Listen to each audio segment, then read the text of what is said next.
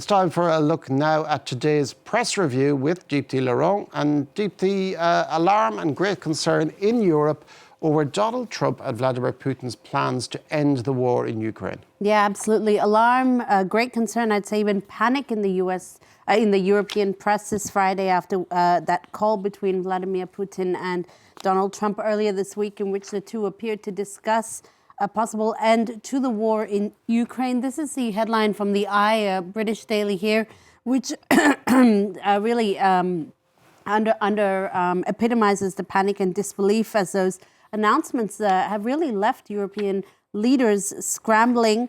The paper saying that the 1949 deal to protect Europe from war appears to be a thing of the past now. Donald Trump's message has shocked world leaders.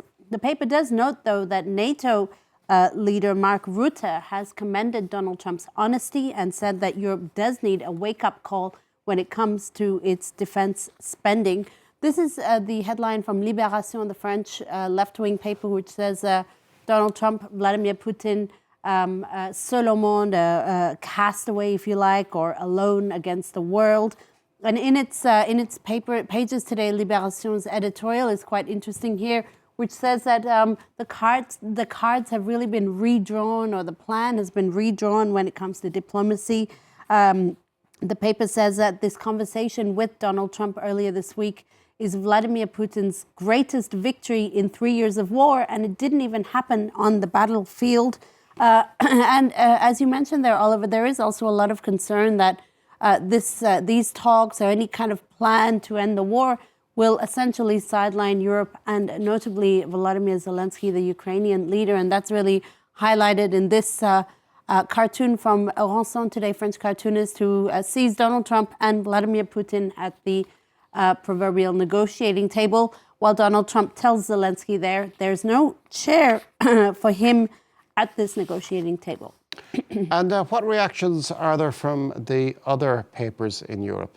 Well, you have this from Frankfurter Allgemeine, which is the German daily here on its front on the front of its website today. The paper wonders if Berlin is just watching all of this unravel from the sidelines.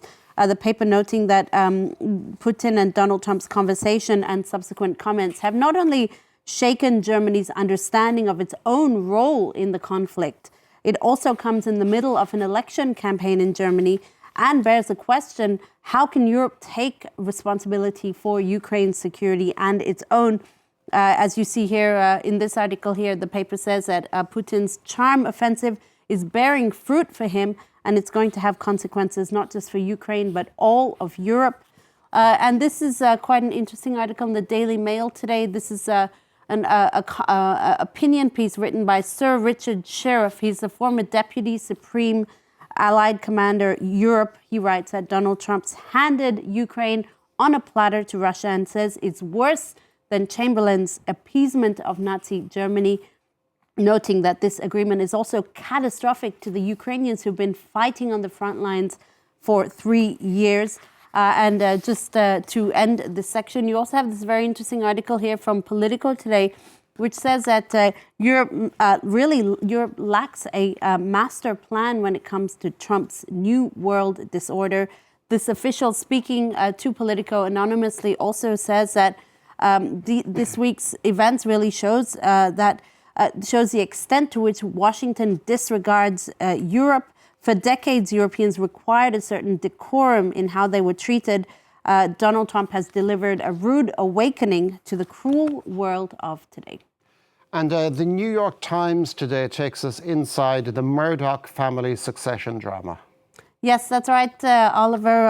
I don't seem to have the article here, but it is a very, very interesting article based on 3,000 pages of documents. The New York Times takes us inside the messy court battle and bitter succession fight between Rupert Murdoch and his 4 children over the future of his empire. It reads like a script from the TV series Succession, which itself was inspired by the Murdoch family. The New York Times explaining that the 93-year-old has always intended for his empire to be passed along to his children.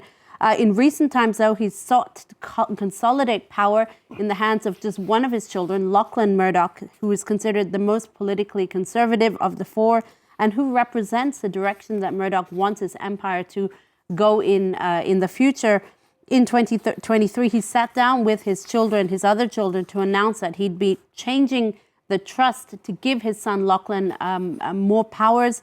What ensued was a bitter family battle that culminated in a secret trial in which all of them testified to the power plays, backstabbing, and grievances that have defined the family for many decades of it. And finally, we are at Valentine's Day today, and for the non-romantics, I'm sure there are many, there are manifold ways to celebrate this day. Absolutely. If you're less about love and more about revenge this Valentine's Day, animal shelters and zoos around the world are offering many possibilities to help you forget about your exes.